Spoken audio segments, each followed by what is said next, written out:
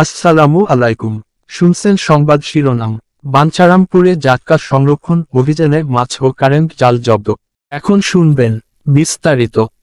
ব্রাহ্মণবাড়িয়ার বাঞ্ছারামপুরে মৎস্য সম্পদ সুরক্ষা ও সংরক্ষণ আইন এবং জাটকা সংরক্ষণ অভিযান 2025 বাস্তবায়নে উপজেলা মৎস্য দপ্তর ও বাঞ্ছারামপুর মডেল থানার যৌথ উদ্যোগে জাটকা সংরক্ষণ অভিযানে মাছ ও কারেন্ট জাল জব্দ করা হয়েছে।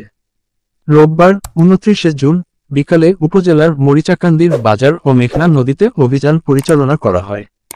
এই অভিযানে 2500 মিটার কারেন্ট জাল ও বিপুল পরিমাণ জাটকা ইলিশ মাছ জব্দ করা হয়।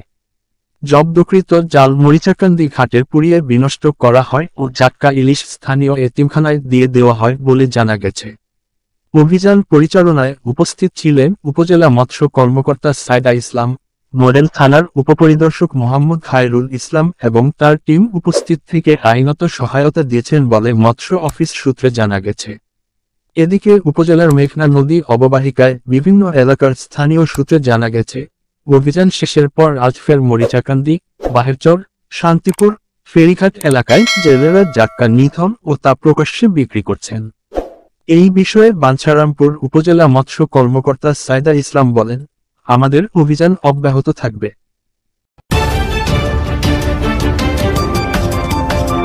ব্রাহ্মণবাড়িয়া 24.নিউজ।